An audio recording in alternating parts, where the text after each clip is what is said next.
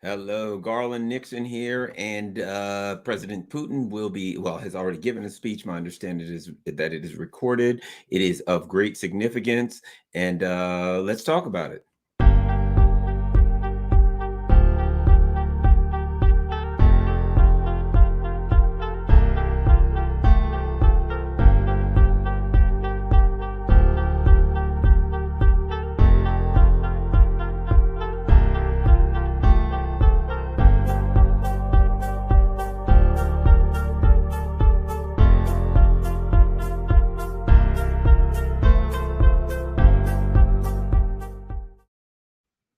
Hello, Garland here, and if you will, I'm sitting here trying to send out my Rockfin link, but at any rate, so let's get down to business.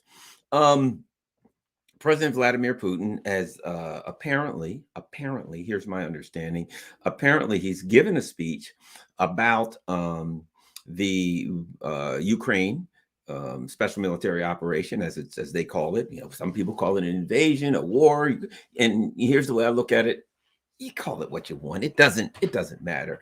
There was an old saying in the early days of hip hop, and you'd hear rap artists say, "Call me what you want, just spell my name right." Right. In other words, what difference does it make? People argue over, is it an invasion, a war, a special military operation? Well, we know what it is. We don't need to know. You know, it's like if you walking down the road, and you look and see a flower.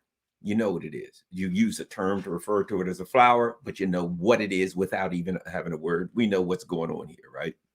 Okay, so let's do a little bit of a kind of revision as to what's happened here recently. There was the NATO forces, we'll call them, the NATO forces, most of which have been manned by Ukrainian military, not all, but most of which have been manned by you and womaned, but as horrifying as that is to me, by Ukrainian forces.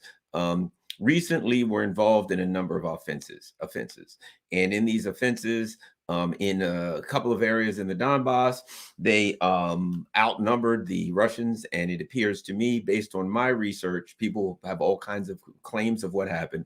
My research tells me this, and it could be wrong, but this is what my research indicates to me, that there were a number of towns that were lightly defended by the Russians, that the Russians retreated from those towns, and that the Ukrainians overtook them. And they now have taken possession of the towns. That apparently there were a number of offenses. There was a large offense in the Kherson region. Apparently that was repelled with very, very heavy casualties. It appears that Ukraine, put a lot into this, and almost, to me, it almost seems like it was kind of like a human wave kind of thing, where they just sent out as many people as they possibly could, knowing that they take a lot of casualties, and they took a lot of casualties, which makes sense. I tell you what makes sense. It makes sense that that's what happened for this reason. If it's your country, you may have some concern about that setting up a military operation. You may have some concern about the lives of the soldiers, and you may say, look, I don't want to just waste the lives of my soldiers. But because this is a proxy war, and the Ukrainians are nothing but patsies and cannon fodder used by the US empire, then they could care less. So they threw as many Ukrainians as they could at the Russian artillery. And who cares from their perspective how many of them get killed, because that's their job. That's what the US empire has, the last few, I put it like this: that's what they've been fattening the goose up for. Christmas is coming. There was an old song from many, many years ago: Christmas is coming, the goose is getting fat, please to put a penny in the old man's hat. If you don't have a penny, a hay penny will do. If you don't have a hay penny, then God bless you, right? Just stuff like that. We sang those kind of things when we were kids. But what are you really saying here? The goose is getting fat. What about the goose? Christmas ain't going to be so great for the goose. The goose ain't getting no presents. The goose is going to be the guest of honor, right? Well, the Ukrainians were the geese here. So basically what happened was the U.S. comes in, says to the Ukrainians, it says, first of all, to the Russians, yeah, we've got this deal. We'll go along with the Minsk agreements. Now, Petro Poroshenko, who was the former president of Ukraine, has since admitted that the Minsk Accords, the Minsk deals, the deals that were made to kind of a peace deal to bring you peace in Ukraine, was a ruse. It was a lie. He said, we just did that basically to get enough time so we could build up a military to confront Russia. So basically, they made a deal with Russia. It was all a lie so they could build up Ukraine's military. 2014, the US overthrows the government of Ukraine and they start building the military. I suspect, to be quite frank, that it wasn't long before the Russians knew this war is coming. I suspect myself, I would suspect, because they're not stupid. And they know what's going on, and they have a lot of intelligence in Ukraine, a ton of intelligence in Ukraine. So I suspect that they knew that the US was simply building Ukraine up as a bulwark, for the West, building Ukraine up so that eventually they could have a conflict between Ukraine and the U and Russia. They probably felt maybe Ukraine will have a chance, but what do they care? Ukraine's job is to be blown and torn to shreds. That's what the US set Ukraine up for, to be blown to bits and torn to shreds. And unfortunately for the Ukrainians, there are a lot of ideologues there. There were a lot of, as they call them, the ultra nationalists.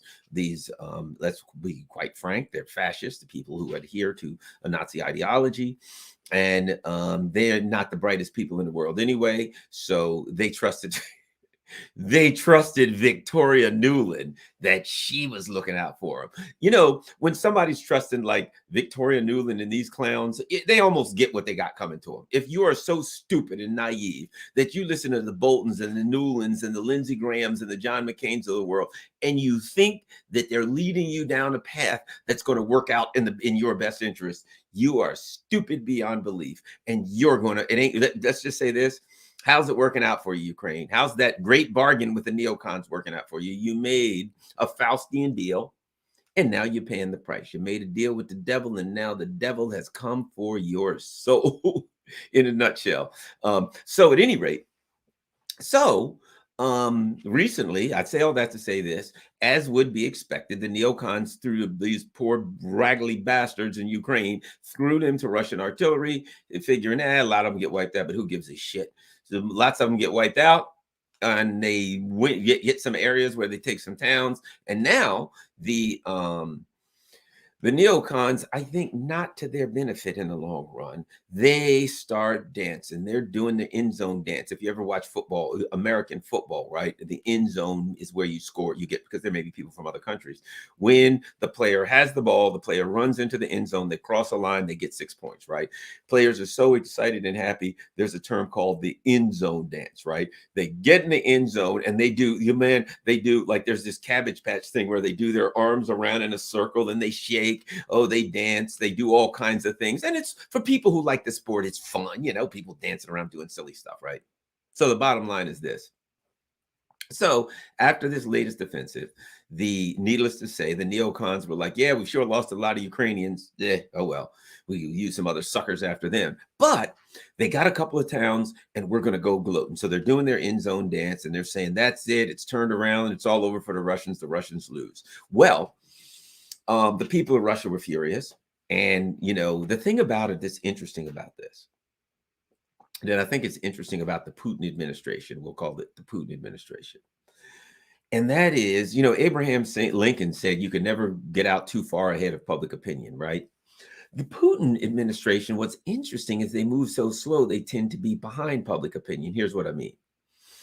If I want to do something and it's costly and it's risky, right? I don't just want the people in my country to say, are you going to do it? If you do it, we'll back you. I want my countrymen to demand it.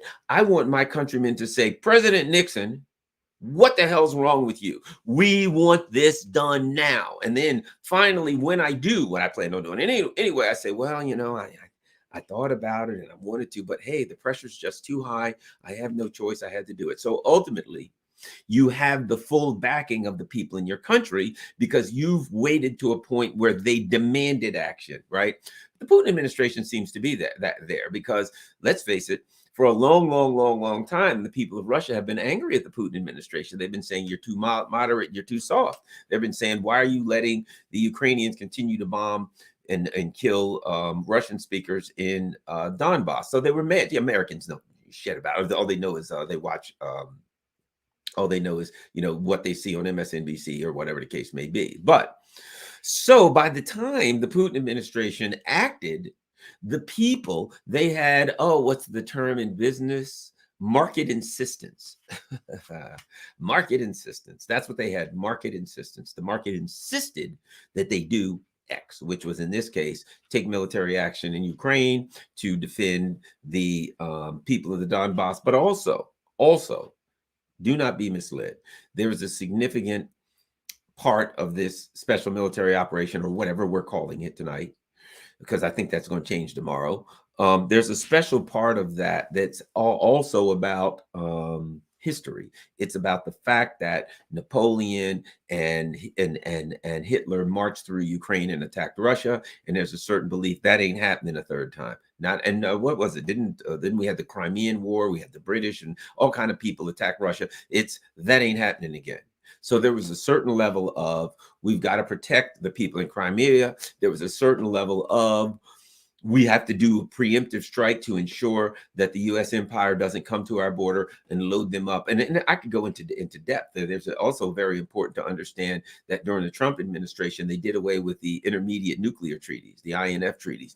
And what that did then, from Russia's, if you think about it, from Russia's perspective, you've got NATO moving up to your border. Now they do away with the intermediate nuclear treaty. That means now they're going to bring nukes right to your border. And if they're hypersonic, there's 3 minutes to Moscow. It's not enough time to respond. So the bottom line was, the position of Russia was, this ain't happening. And in December of last year, they sent a letter to the U.S. saying, look, we need to talk. We got to come up with and the U.S. and NATO and all, and said, we got to come up with a deal, whereas everyone's security is handled. Well, certainly the truth of the matter is that their worst suspicions are correct. I mean, this is the part that doesn't really get talked about enough. The truth of the matter is that Russia's worst suspicions are 100% correct. We have document after document. We have documented instance after documented instances where high-level representatives of the United States government said, we want to, take over Russia. We want to balkanize Russia, tear it to pieces. They had papers written by the Rand Corporation. This is how we're going to destabilize Russia. So Russia wasn't stupid. You're sitting around, hey, Garland, I don't mean you any harm. What's that document you're reading? Oh, how to kill Garland. Hey, what's that other beside it? How to slice Garland's throat. Page chapter 12, how to blow Garland up, and chapter 14, how to beat Garland about the face and neck with a blunt object until he's dead. Yeah, no, I have no animosity against you, Garland. Just reading a nice, healthy book. Garland ain't that stupid. And there's all of these documents being written, literally saying, this is how we're going to destabilize Russia using Ukraine. And Russia's supposed to be like, yes, certainly they're not going to destabilize me using Ukraine, even though they literally wrote it in a document and said it. And Zbigniew Brzezinski wrote a book in which he talked about how to take Russia out, destabilize it, break it up, all this kind of stuff. So leading foreign policy thinkers in the U.S. are having discussions and writing documents about how to destabilize Russia, tear it to pieces, and steal all of their resources. And Russia's like, yeah, no, nothing to worry about here. Those people wouldn't possibly do us a bad turn. Bottom line is this: Russia's not stupid. I believe they've been preparing this for many years. From the beginning, I think 2017, 14, when the U.S. overthrew Ukraine, I believe then Russia started preparing for war. I believe they've been preparing for war for a while. And I think it's a matter of, they were hoping that it didn't happen. But, there's, as JFK said, you don't fix a leaky roof when it's, wait till it's raining to fix a leaky roof. You fix a leaky roof when the sun's shining. And I think Russia was about fixing their leaky roof for the last 6 or 7 years. They have been preparing for this time. I believe that. So at any rate, let's move back here, because this isn't going to be real long. So what happens? Because I got to get up in the morning, and as you may know, the Putin speech is happened today. My understanding, it was recorded, but and I'm going to get back to this, but I just wanted to say this in case you didn't know. But my understanding is that it is being held until the Far East wakes up. Remember, Russia's got like, God knows, I don't know how many, 8 time zones or whatever. They have the freaking planets in Russia. I think an eighth of the world's land surface or something. So bottom line is, Um, Apparently, and this is my understanding from people who know, namely Mark Sloboda. Mark Sloboda. Mark Sloboda said it today on one of my shows. So at any rate, so Sloboda, according to Sloboda, the world according to Sloboda is Putin gave the speech and they just decided it's too late because it was like what time is that? 2, 3, 4, 5, 6, 7, 7, 8 o'clock or whatever, Moscow time. I don't know what the hell the difference is, but whatever. They thought this is too late. And then it was screwed up. It was the middle of the night for the Far East and different places. So Russia, apparently, the Kremlin determined we're going to release this thing first thing in the morning. So I suspect that when we get up, it will have been released the night before, which is interesting for us. And the reason it's interesting for us is, well, for most of us, there's some people who may not know this. Garland Nixon has Scott Ritter. I got to deal with Scott Ritter. And every Wednesday morning at 9 a.m., I do an update with Scott Ritter on my Rockfin channel. That of now, please don't hate me for this. I'm just going to give you the reality about it. And I set this up before I knew anything about this. On my Rockfin channel, I got to do, not have to, but I mean, kind of, but it's an agreement. It's an agreement. It's fair to have an agreement. I have an agreement that I will do one premium show per week. And so I made a deal with Scott Ritter, and that's my premium show, Rockfin is you can be a free member.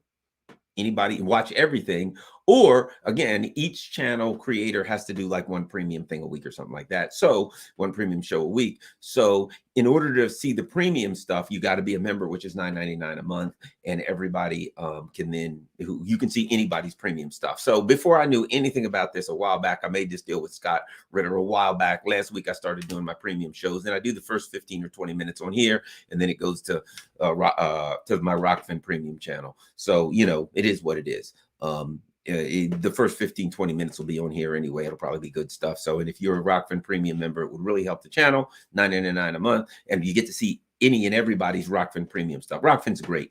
I really love it. And it's a free speech platform. And like I said, I do a show just about every day. I do one premium a week. So don't hate me, man. Don't hate me. At any rate, let's move. Let us continue because this is important stuff.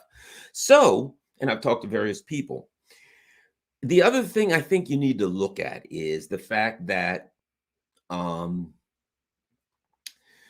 there's been some legal changes made recently, and I'm going to comment on some of them, getting some of my thoughts, but some recent legal changes made in Russia that I think are indicators, such as laws passed regarding desertion, laws passed regarding, listen to this, foreign people who are foreign who fight for Russia, right? Now, it's interesting. Now, that could have to do with people who are in the Donbass areas. Now, well, here's something that could. I'm going to give you a couple of things on that. And isn't that interesting? Laws passed regarding foreigners fighting for Russia, right? I think that a couple of things, it could, and all this is speculation, it could possibly have to do with the Donbass people in regions that aren't considered part of Russia, that haven't officially been part of Russia, so they're not actually Russian citizens. So it could have to do with administrivia, as I like to call it, from my days as a police officer, administrivia related to how you deal with, and thanks a lot for the super chats, certainly appreciate that, administrivia as to how you deal with people who are not citizens of your country, but who fight on behalf of your country. That's part of it. So it could have to do with the Donbass people, etc. But I'm going to tell you another thing. I thought about this, just throwing it out there, And it's something to think about, whether it comes to fruition or not.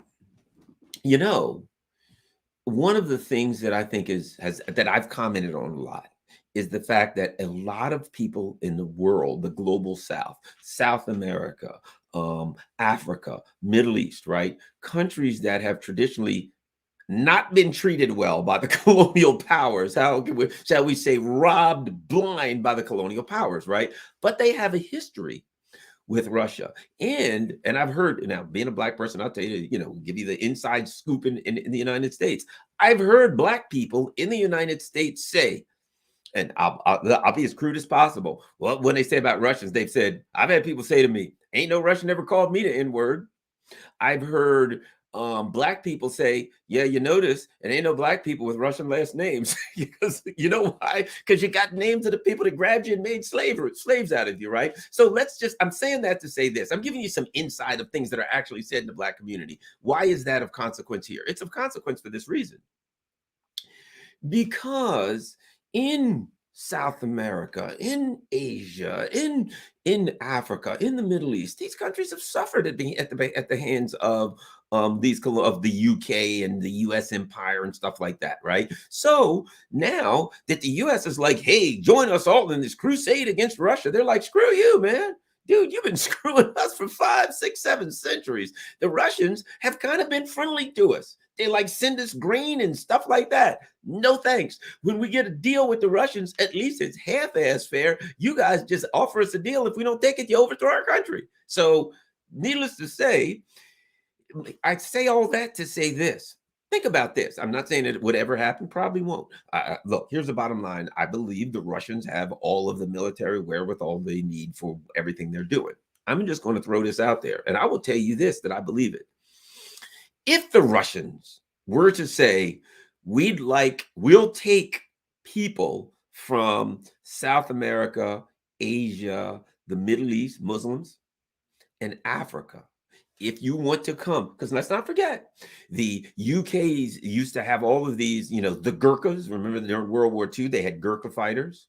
They had, in Kenya, they had the quote, King's Riflemen, which were a bunch of Kenyans that they armed and said, you're going to go out and fight other Kenyans, right? So it's not without historical precedent that a country gets people from other countries to fight on their behalf. I'm going to tell you this based on what I know. If Russia was to say, Africa, look, we're fighting the colonial powers. That's all they need to say. We're fighting the colonial powers. Doggone it, the United States and UK and France. Think about France and Africa, right? They are trying to do us in.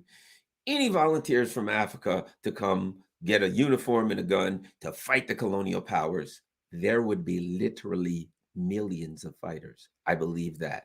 Literally, South America. I've been to South America. I've been to countries in South America that are in bad shape because of US sanctions. If the Russians were to say to the South Americans, now let me ask you this. After all of the countries that have been screwed over and bombed to hell in the Middle East, in the Muslim community, by the U.S., if Russia were to make a call to arms in the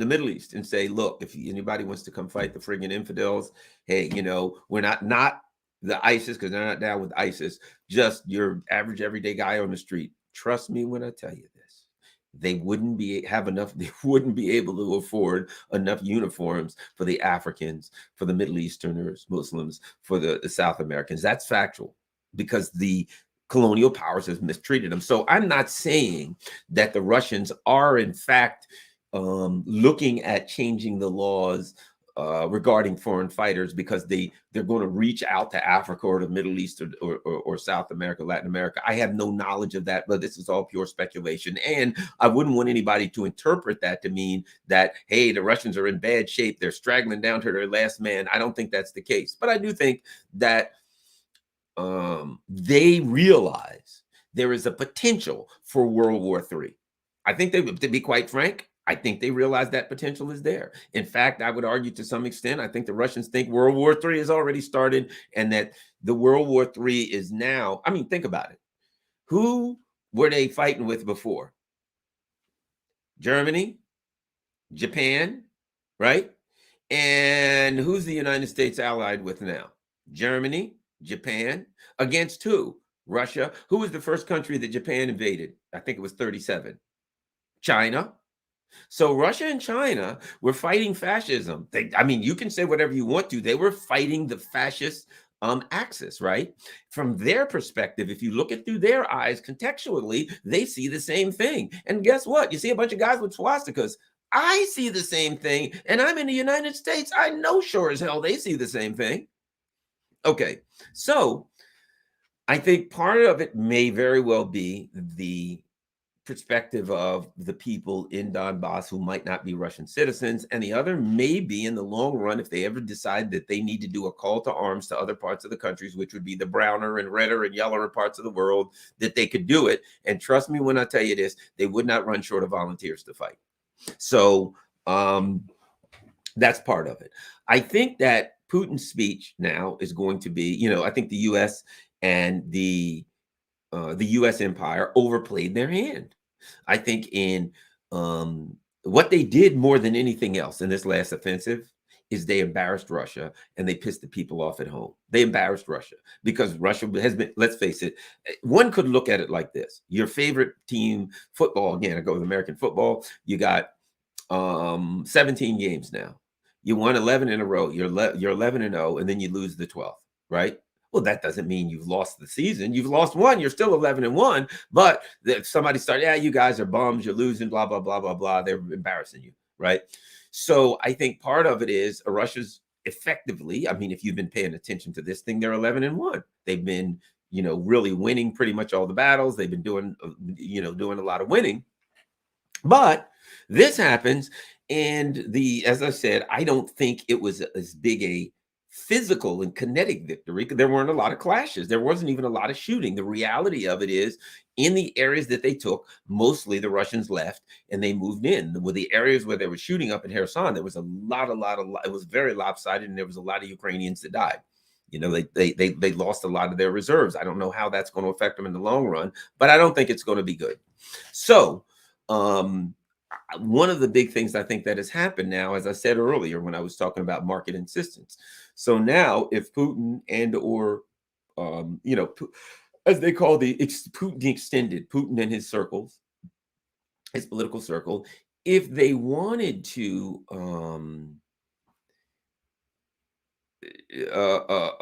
extend or expand the special military operation, and they waited, and now the people are screaming for it. Now the Russian people are screaming for it. So now they have that market insistence that they wanted. Now I'm not saying they manipulated it to be that way. It could just simply be serendipitous, but that's the way it turned out. It doesn't matter if they planned that or not. That's the way it worked out. So now what we're looking at is Vladimir Putin coming out to speak. And I think something else you got to add to that of great consequence.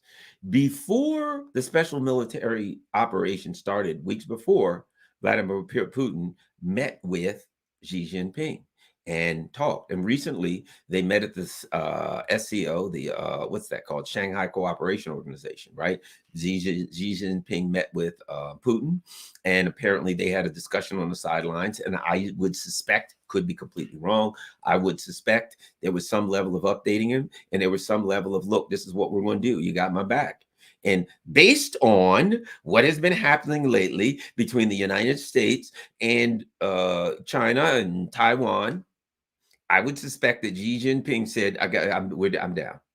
Now, here's something that's interesting. The head of the Russia Security Council, I think his name is Patrushev, right now, I'm pretty sure he's in Beijing. He's in China. He's meeting with people. Apparently, there are people from Russia involved in security, meeting with China, who's involved in security.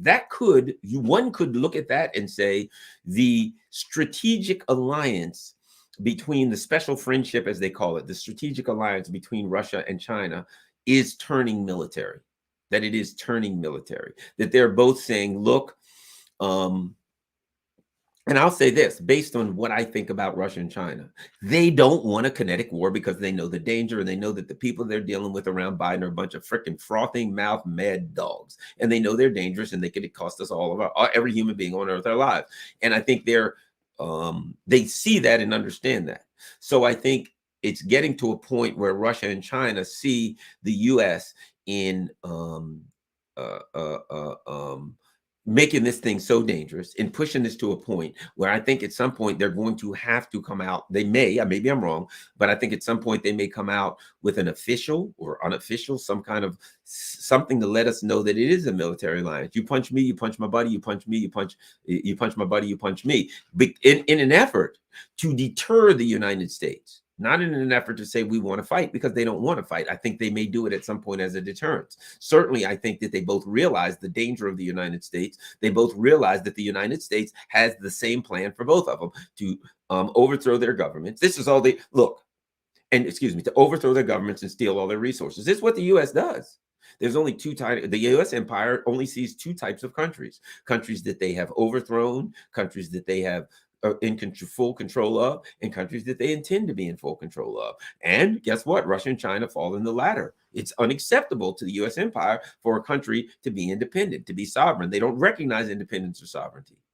They may give you the illusion of sovereignty. If you'll go along and do everything that they tell you to do, they will allow you to have the illusion of sovereignty within your country. So your people can think that it's sovereign, they're choosing their leaders, et cetera, but that ain't true. You don't believe me?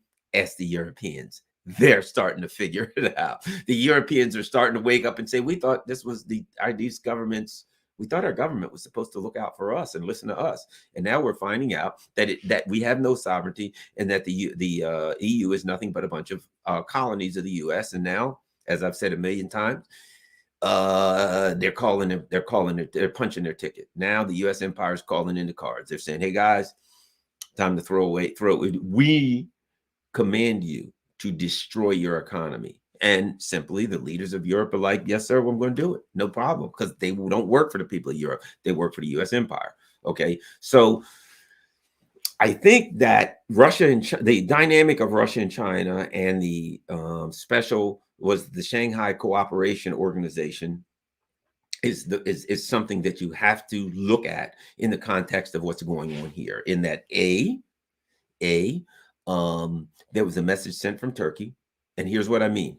Turkey went there. Turkey is the second largest land army in NATO. Over 700,000 people, massive land army, right? NATO can't just cast them aside, or they're much, much weaker without Turkey. But here's the reality. Do they have Turkey in the first place? They have Turkey on words, but recently Turkey met with Russia and China and all of the pariahs at the Shanghai Cooperation Organization, and the EU said, we don't like that, and Russia and Turkey basically said, screw you. We don't have to answer to you. We do what we want. Turkey is showing independence. They're like, this is a perfect time for us to show independence. Now, I'm not saying Erdogan's anybody's prize. I mean, he does some shit that really, will piss you off at times. But let me just say this. I will only defend Erdogan by saying this. He ain't no dummy. At least he looks out for Turkey. Like me, I'm a lefty. I'm not an Erdogan. I mean, I'm not a Viktor Orban fan, because I'm a lefty. But here's what I'm saying. If I had my choice between living in the UK, living in Germany, and living in Hungary, I'm choosing Hungary, because at least I ain't hungry. I'm going to have food. And this winter, I'm more likely to have a little bit of warmth. So if I look at Orban, ideologically, I don't align with Orban, but he ain't nuts. He's not Liz Truss. He's not Annalena Baerbock. He's not insane. He seems to be, I may have some ideological and social difference with him, but I tell you what difference I don't have. I'm not insane, and he ain't insane. So what he does have is some level of independence. So, these politics are making, as they say, strange bedfellows, but it's gotten to the point where you got to look at countries and say, is the leader insane or sane? Is the leader pragmatic? Does the leader look out for their country, or they just do whatever the hell Biden and those flock of morons and frothing mouth mad dogs that are surrounding him tells them to do? So all that being said, NATO has its problems. It has its problems because Turkey is marginally, or Turkey, isn't that what we're supposed to call it now? Turkey is marginally a member of NATO, but it's got one foot in and the other foot out. It's doing a hokey pokey on NATO. It's got its right foot in, it's got its left foot out, it's got its right foot in, and it's shaking it all about, right? And I mean, let's face it, Erdogan will backstab Putin, and he'll backstab Biden, and he'll backstab anybody. But all I can say is this, but he ain't nuts. Okay, he may be an ornery bastard, but he's not insane, and he's not subservient to the U.S. empire. So at least you can probably work with him. If you're dealing with somebody that is kind of narcissistic and only looking out for number one, at least you know where they're coming from and you can deal with them. Erdogan can be dealt with. He can be bargained with. He can be dealt with, and he's looking out for Turkey You got to respect that, whether you like him or respect him or not. At least he's looking out for Turkey as he sees fit, right? There's things he could do differently, but as he sees fit, he's looking out for Turkey. At least he's doing his job somewhat. Maybe not well, but it is what it is. But my point being, he going to the Erdogan going to the SCO, meeting with Putin and friends, and then eventually saying, "Screw you guys, EU. You don't tell me what the hell to do. That's why you're going to be cold, hungry bastards now. Screw you," right? Puts the EU in a bad situation. The EU has Hungary they're trying to deal with, because Hungary's like, oh, screw, this ain't working. So the EU has a problem, and NATO has a problem, that there's some members that aren't insane. That's their problem. They actually have some members that aren't insane, and they're having difficulty dealing with that. They have members who believe in some level of independence, and that doesn't work in an empire with a bunch of colonies and vassals. All right, so let's keep going. Let's keep going. Oh, look, somebody says, this is great. You got to read this. You got to read this. My condolences. I just got here and didn't realize you were a lefty. I'm glad. Goodbye. And here's what I have to say about that. Luckily for you and I mean, there's people like that there's a lot of people that are past that right now. That there's a lot of people that are like, our asses are in a bind. We got a bunch of freaking crazy neocons that are trying to kill us all, and, or starve us or whatever. And those of us who like actually have a couple of brain cells left have to get together, put aside our ideological differences, and say, look, this is not working right. I mean, for instance, I'm no Trump fan. I'm not a Trump fan. I'm a lefty. Of course I wouldn't be a Trump fan. I got problems with Trump. But when I look at these things, I say, what was happening with Trump was the empire trying to do a preemptive coup, and they're doing it again. That Russiagate was all a bunch of bullshit, and that the FBI is out to get Trump. Now, keep in mind, as a lefty, I'll look at it and say, when the FBI was going after communists in the 50s and 60s, that was illegal. It was unconstitutional. When they were going after the Black Panthers in the 60s, COINTELPRO, it was illegal. It was unconstitutional. I believe in the Constitution and law. I was a police officer, for God's sake. I retired as a major. I did all the police stuff. I happen to kind of have a fondness for the rule of law. And how about this? I worked with the FBI's Joint Terrorism Task Force. I'm quite familiar with the FBI. I left there saying, well, after I worked with him for a year, and I said, that's an intelligence agency that's masquerading. I literally said that it's masquerading as a law enforcement agency. But the bottom line is this. I say all that to say this. Those who got that, I'm a lefty, I'm a right winger, I'm MAGA, I'm this or that, and therefore I can't talk to people of like mind. You don't need to. You need to go back into your silo with the people who are like you, who are in a brainwashed cult, and that they can't see that we have dangers to all of us, and we have to put our difference aside and get out of these cults and say, I don't believe. First of all, can I say something before I go on? I think it's important. Let me say something real quick. You got people now that don't even know what the hell left and right means, that think that if you are into the trans stuff or something, that's what makes you left. That literally thinks, hey, or if you agree with something that was said on Fox News, I'm a lefty, a far lefty. Do you know how long I was on Fox News? 10 years. Every show on Fox News. You might want to go to go search Garland Nixon Fox News and see what pops up. A whole lot. I was on all of their shows all the time, right? So we've got to, believe me, I understand the issue of ideology. But let me explain for those who don't know, who have been bamboozled. I'm just going to make this quick because I want to get back to that. Bamboozled. Where did ideology come? Where did that come from, left and right? It came from the French Parliament back in the 1700s, right? And it was like this. If you literally sat on the left side, the people who sat on the left side tended to get back against the status quo, and tended to be on behalf of the commoners and the working class and things like that. People who literally sat on the right side of the French Parliament tended to support the monarchy and the status quo, the noble class, things of that nature. It was a physical metaphor, depending on which side of the room that you sat on. But that was about policy. Right now, we have people who say, well, if you're all for the trans issue and rainbow flags and Black Lives Matter masks, nothing behind that stuff, just the iconography of the liberals, right? The iconography of a rainbow flag, the iconography of a BLM mask or something like that. Not actually doing anything to help black folks or anything like that, but actually just wearing that stinking mask and, getting some money in your pocket. If you do that, that makes you left. They deliberately did that. Left, from Garland's perspective, is about economics. My dad was a longshoreman. My dad was a trade unionist, hard hat wearing longshoreman. That's where my left comes from a hard hat wearing longshoreman. So when I say left, it's about a hard hat wearing longshoreman that got up in the cold and froze his ass off so he could put dinner on the table for little Garland. Okay? So now it's, oh, you don't have a rainbow flag. Well, you're certainly not a lefty because no rainbow flag, right? No. Anyway, so let's move on. I just wanted to throw that out there when I saw this. Oh, you're a lefty, and now somebody's saying communist or whatever. I don't even have a name, a term, or anything. I know what I believe in. I know I'm not a conservative. I'm not a liberal. I'm not a communist. I'm not a socialist. I'm none of that. I don't need a word.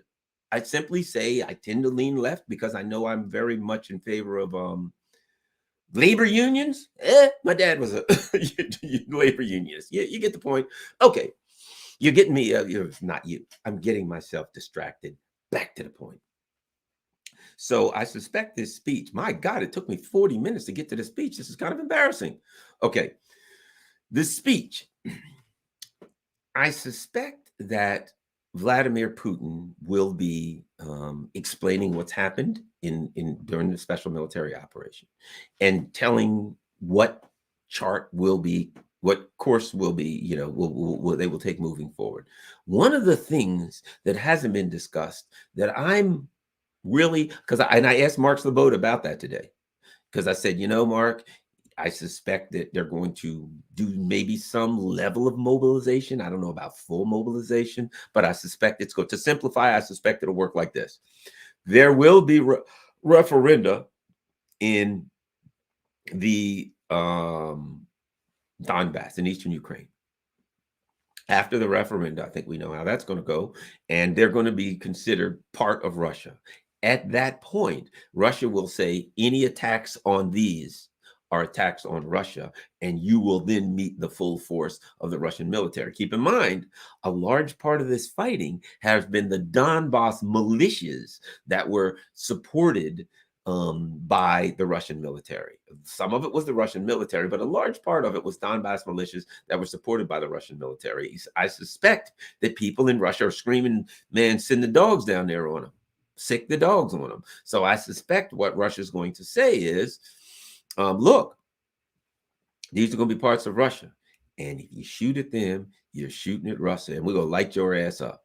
That you're going to feel you have not felt the full force of the Russian military, but you will. I also suspect this. Here's something interesting. Let me find it, because I think I should share this with you. I think nobody's talking about this, right? But I think that this is important. If I can find it, it's on RT. The bottom line is, Erdogan said that he believes, I don't see it. Erdogan said, I saw it earlier today. Russian President Erdogan, I hate to take your time up searching, but I think it's important if I can find this story. So President Erdogan said that he believes the Russians, doggone it, he believes that the Russians want to end the special military operation soon. Here we go. I'm going to share this with you. And I'm going to give a different perspective on that than people have been saying on it. And I'm going to connect it to this, right? Check this out. Oops. Check this out. And you'll see why I think it's important. Okay. So what this says is Russia seeking a swift end to Ukraine conflict, Turkey. The ongoing situation is a big problem. The Turkish president, Recep Tayyip Erdogan, right? President Recep Tayyip Erdogan says, right? Okay. When I first looked at that, I thought to myself, well, if they seek a swift end, I don't know. I guess they're just, going to continue to say, look, we want an end and we're open for negotiations, even though they're not really, because they know they'll say that to look like the nice guys, but they know that the US empire doesn't want an end and doesn't want to negotiate. But now, what if we look at it a little bit a different way, right? There are a couple of ways. Now, listen to this. Look at this story. Look at this story. This is important. This is an important story. Okay. Russian President Vladimir Putin wants to see a swift conclusion to the conflict in Ukraine. So this is what Erdogan says. Erdogan said he held, listen to this, extensive meetings with Putin in Uzbekistan during last week's SCO summit. Okay. So he's not pulling this out of his ass. He's saying, I met with Putin. I talked with Putin. Putin wants this thing to end. He doesn't like it dragging out, right? So let's go on. I realize that they are actually trying to finish this as soon as possible. This situation is a big problem, right? And he goes on, he's in New York for the UN General Assembly. He wants Putin and Ukrainian President Zelensky to talk directly in order to find a solution. Well, we know that Zelensky's not in charge. He can't find a solution. And he says, we have a persistent desire to bring these leaders together. Let's bring them together, blah, blah, blah, blah, blah. Okay. Now, initially, when I looked at that, I thought to myself, okay, well, maybe that's just Erdogan talking, or maybe Putin's telling him, this thing's a pain in the ass, but, we're doing what we got to do. I'd love to see it in, but these assholes aren't going to make a deal, right? But what if we look at it another way? What if we look at it and he's saying, either they will negotiate with me or I'll bring it to an end. Let me give you, I studied history. And one of the things that I studied was Abraham Lincoln, a lot about the war. And a lot of people don't know in 1864, coming up on 1864, Lincoln had, the North had lost a lot of battles, and the people in the North were, getting a little jumpy. And it was believed that, Lincoln may not win in 1864. And he had come to the conclusion that if he lost, that whoever won was going to make a deal with the South in the war and keep slavery, keep everything the same as it was, right? And possibly allow the South to be a separate nation. And he wasn't having that. So what Lincoln actually said he was going to do, he said, if in fact I lose, because at that time, now the president wins in November and he takes over in January 20th, right? At that time, it wasn't till March. So what Lincoln said is, if I win, I'm going to put my full army together and we're going to march on Richmond. And I'm going to end this thing once and for all, right? So, think about what I'm saying. So Lincoln was determined that if he lost, that the South was not going to be a separate. He believed in the Union. His heart and soul was in, I'm going to keep these two parts of the country together. He was a dedicated man. Okay. And it was like, I'll end it one way or the other. And he knew it would be a bloody battle or what have you, but he was going to march on Richmond, which was the capital of the capital of Jefferson Davis was the president. It was the capital of the Confederation. And it was like, I'm trying to do this thing the other way. This will be a horrible, bloody battle, but I'm bringing all my soldiers together. And if I lose, I'm not going to let the next guy come in here and allow this country to be broken in half. Hell no, we're taking it. We're going to settle this thing once and for all. What if you view the statement where Erdogan saying, Putin's, I talked to Putin extensively and he wants to win this thing. View it through that context, because that context is a little different. And now it becomes that Putin has said, this is a special military operation, but it's getting long in the tooth and I'm tired. And you know what? Let's dance. I'm going to bring out the full force that I have and we're going to see what these guys got. You know what I mean? We're going to see what they got. I'm going to bring out my best and my brightest, and I'm going into Ukraine. And if those guys can fight and they got some power, well, then they'll hold us off. If they don't, we're going to go through them like a hot knife through butter. That's kind of what I think. I think that the situation may be that the Russians have said, all right, this thing needs to end now, and we're coming down. We're coming there, and now we've been tiptoeing around. We've been Mr. Nice Guy. That ain't happening no more. We're coming at them with everything. And I'm just saying, I don't know that that's true, but I think that is a possibility. That's one context through which you could view Erdogan's plan, Erdogan's statements. The other thing I think you've got to take into account, as I said before, you've got to take into account that before the special military operation started, President Putin met with President Xi. Now he's meeting with President Xi again. Now, let me add this. Oh, God, I got to find it. Oh, no, I got the email right here. So this is interesting. This is going to, I got some inside info. I bet you haven't seen this one. Watch this. Ha ha ha. Where are we? You're going to like this. Well, I mean, you ain't going to like none of this. I don't like any of this. I want peace, right? But I think this is a very interesting piece of information. Okay. The editor-in-chief of Russia Today, Margarita Simonyan or something, I can never get her name right. But at any rate, so she made a tweet. She tweeted this morning, the editor-in-chief of Russia Today. And the tweet was, listen to this tweet.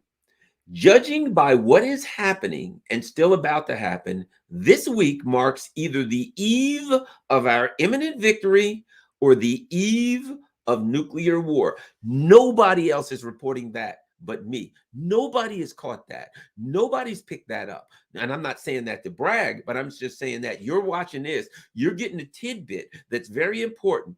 Listen again. Here's what she does. And she's the editor-in-chief. So that's Russia Today, that's Sputnik, that's all of that. And she says, let's analyze what she said. Let's do a statement and analysis like I used to do when I was in investigations, right? Judging by what is happening and still about to happen, right? So what do we know? Something was going on at that time. To me, most sounds like meetings and determination, right? And still about to happen. That sounds like to me, like the Russian Security Council, the Russian military people, Putin, etc., were having some meetings and they had some plans of things to happen, and she knew it.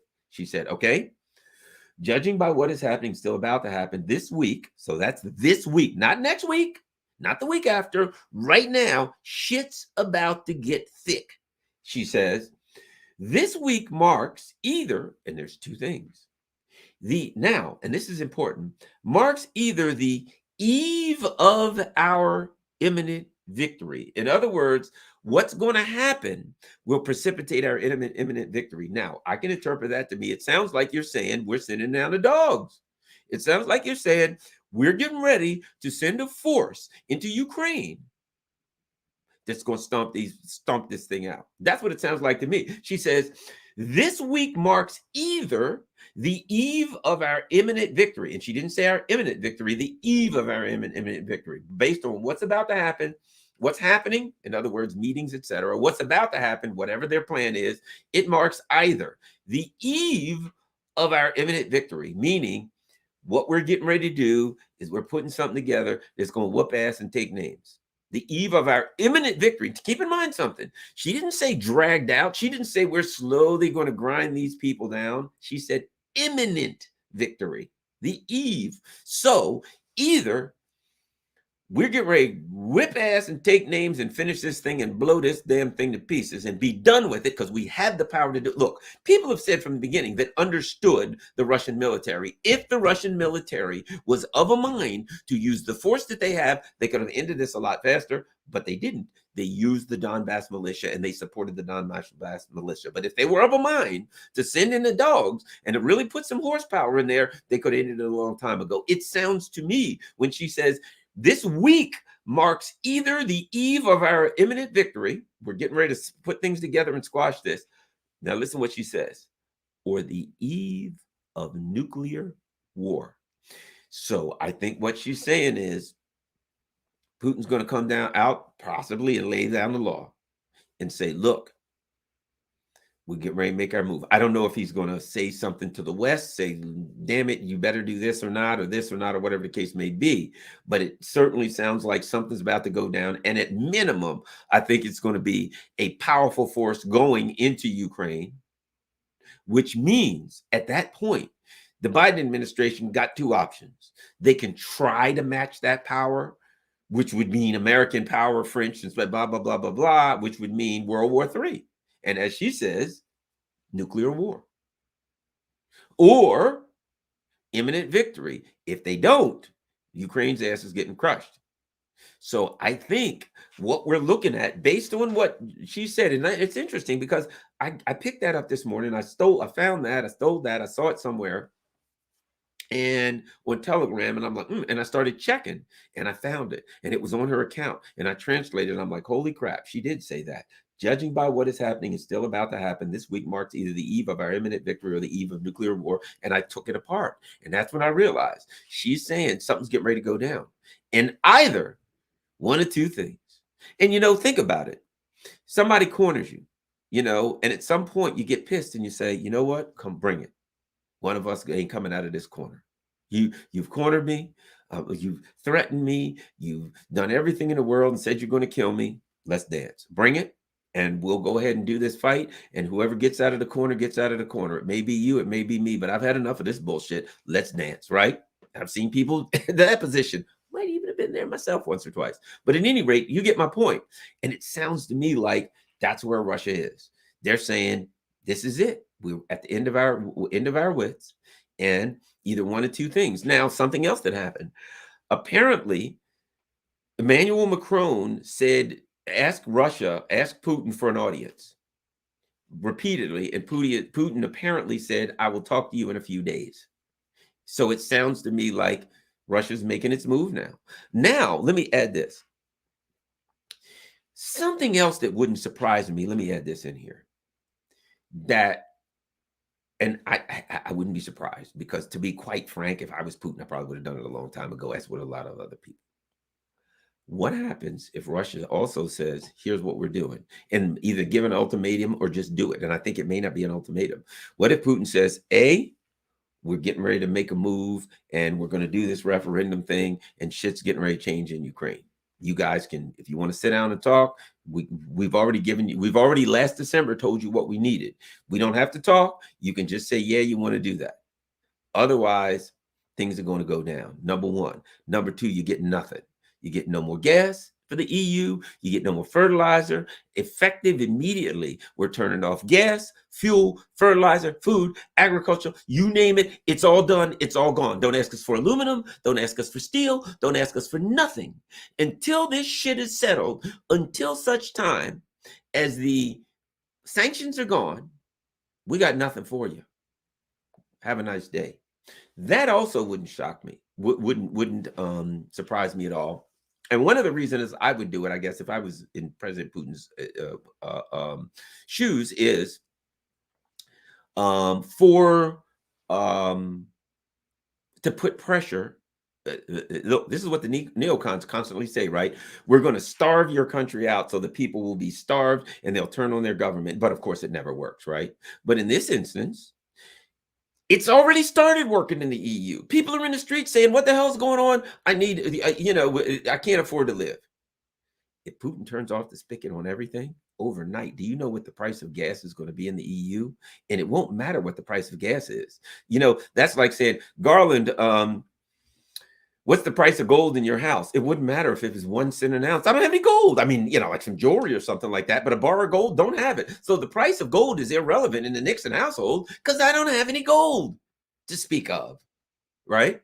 Hey, Garland, what's the price of titanium in your house? I ain't got no titanium. Doesn't matter if it's 1 cent or $1 million an ounce. I don't have any, right? So from the perspective of Europe, they can argue about the price. If Russia turns off the spigot, the price becomes irrelevant, because the commodity no longer exists. Liz Truss is over there talking about, hey, we're going to, and Annalena Baerbock, hey, we're going to subsidize gas and we're going to give people some money so that they have gas. Well, there's a problem with that. The reason that the price is high is because the commodity is scarce. If you manually lower the price for a scarce commodity, what's going to happen? You're going to increase demand for the commodity. But the commodity is really scarce. It's not as in most systems. Oftentimes, what do companies do? They create artificial scarcity so they can make more money, right? They take things off the market so it's greater value and they can make more money. In this instance, the scarcity is not artificial, particularly if Russia cuts off the spigot. So now, what is Annalena Baerbock and all of these people going to do? Liz Truss got good news. We're going to pay for all of your gas and electricity. You don't even have to pay a dime for it. Of course, there's bad news. We don't have any gas or any electricity. So though it may be free, you can't get it at all. We've lowered the price, which means demand increases. Lower price, greater demand. But there is that, which works if it's artificial scarcity, because now you can then get rid of the artificial scarcity, put the stuff on the market and sell it. But if it ain't there, the price in a way is kind of what maintains the equilibrium between the scarcity of the commodity and the ability of people to acquire that commodity through through a cheap price. Now, guess what happens? If Putin comes out and says, look, I got bad news. We're locking and loading for Ukraine. So we're gonna go ahead and do what we got to do in Ukraine. I got some worse news for you. We're just turning off the spigot for a whole bunch of shit. All the stuff that you need that we have, yeah, we're shutting it down. So you're completely going to lose your industry effective immediately. And none of it comes back on as long as there's no sanctions, as long as there's sanctions. One of these old days, there'll be no sanctions. And when they are, that's when you'll get your stuff back. Because keep in mind something. That's an ace that the Russians haven't been playing. And why the hell the Europeans and the Americans would fool around with somebody who has that kind of an ace in their hand is beside me. But they fooled around with people who got a major ace in their hand. And they may just play that ace at some point. So tomorrow morning, I'll be up at 9 o'clock. Scott Ritter will be on, and we'll be doing our thing. And I want to hear what Scott has to say. I suspect, in case you haven't heard, I suspect that the speech will be released in the middle of the night, our time, early in the morning, their time. By the time we get up, the stuff should be out. By the time we get going, by the time Scott and I sit down at 9 o'clock Eastern Standard Time, we should be ready to chat about it. And Scott, who people have gotten mad at Scott, but you know what? I got to give him credit. Scott, so a couple weeks ago, so people won't know, why did people get really pissed? When did people get really pissed at Scott Ritter? They were all like, Scott Ritter's great. He knows everything. So I had a show one Saturday morning, and I had Scott Ritter and Ray McGovern, two people that I know very well. I like both of the guys, love them both. And they came on, and Scott said, look, the West is putting together all this money, and they're putting together all these reserves, and at some point it'll have an effect. It won't win the war, but it will have an effect, and they will have some success, and Russia better be ready for that. And people were like, you don't know what you're talking about, Scott, you idiot. And everybody came down on Scott and burned him, talked about him like a dog, put him down and said, you don't know what you're talking about, because Russia was winning it one after the other, after the other, after the other, after the other. This thing happened recently and Scott said, I told you it was going to have some effect. And he came on my show last week, and he said, there ain't going to win. No, I'm not. And he wrote an article and he says, I'm not saying Ukraine is going to win. They're not going to win. Russia's still going to win. But here's what happened and here's how it happened. And Scott was, unfortunately, I kind of wish he was wrong, but he wasn't. So we'll see him. I'll see him tomorrow morning fresh at 9 o'clock, and we'll see what Brother Scott has to say and go from there. I don't really know, but I've told you the best I can. I think we're looking at some level of mobilization. We're looking at probably a massive, I think a massive fighting force put together. I think we haven't been seeing, people have been saying, where's the Russian Air Force? The Russians have been holding back on the Air Force. I think you're going to be looking at some serious air power, some serious bombing, some serious smashing of things. And you could be looking at strikes on Ukrainian political, and let's not forget, there's a lot of U.S. there. There's a lot of NATO in Ukraine, and there's CIA and all that kind of stuff. If the gloves come off, and the Russians say, if you're in Ukraine, you're fair game. If you're in Ukraine and you're helping Ukrainians, they're attacking our country, I'm sorry, you got to go. And they start blowing the hell out of people. And now here's the other part that's dangerous. That's a possibility. Look, the West is staging all of this stuff in Poland.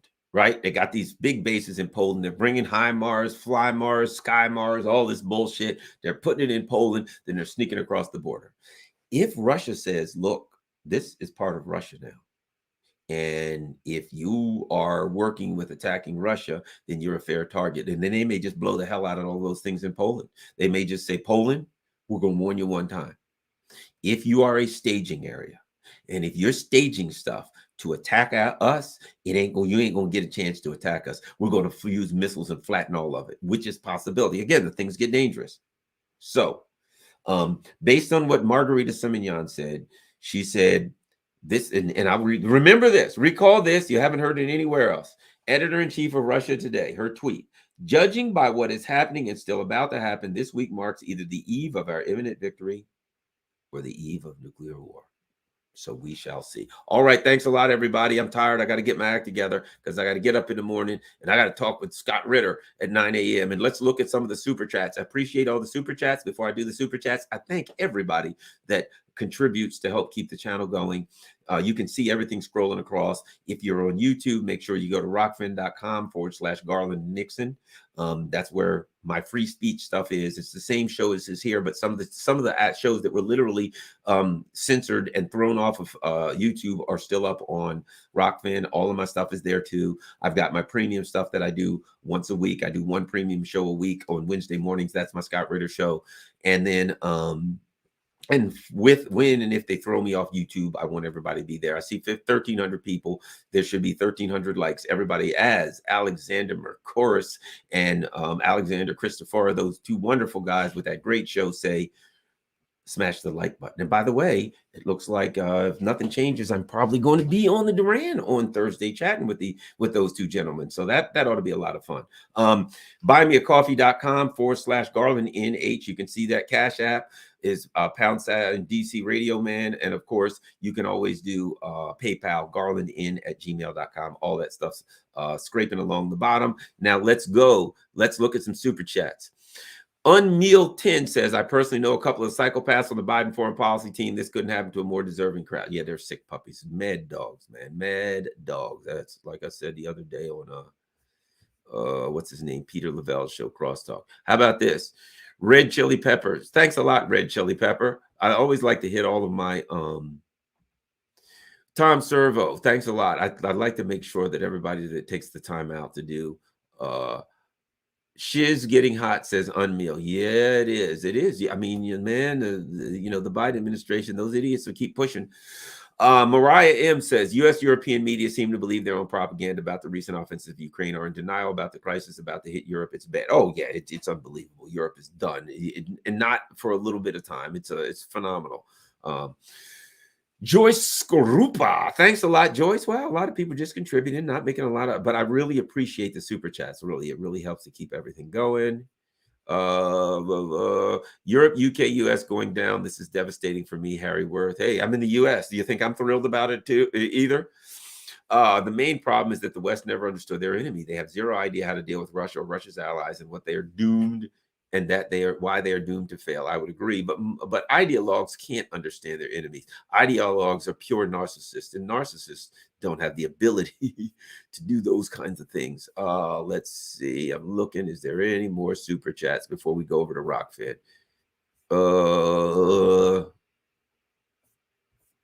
Wow, boy, there's a lot of people on today. Tom Servo, we've already hit him. Red Chili Pepper, we've already hit Red Chili Pepper. I hate to miss people, because people are nice enough to, I think we've already done unmeal. Yes, we have. Any more? I think that's it. Wow, a lot of people. I think that's it for the super chats. Let's go over to Rockfin. And oh my gosh, we got people over there. Let's go. Let's look at Rockfin. And we will see who has said what and contributed. Okay, you have a good point. Says, hi, Garland. Thanks for the coverage. Have you seen the video of Chinese troops in Ukraine? Is there any validity that you know of? No, I haven't seen anything, and I don't think there would be, because the Russians don't need them. They don't need Chinese troops. Here's the reality. That's the reality. Jim Garrison says, the sad thing is that Russia seems to be playing 3D chess and the U.S. is playing checkers. Yeah, well, they're ideologues, pure ideologues. And ideologues do what they do. Okay. Missy Elliott. Wow, Garland Nixon. Thanks a lot, Missy. Johnny Blaze says, I support Caleb Maupin. Caleb's a good friend of mine. Jim Garrison says, keep up the truth telling, Nixon. Thanks a lot, Jim Garrison. Certainly Jim Garrison does a lot to support the channel. I really appreciate it. Oh, another super sticker. Sparky.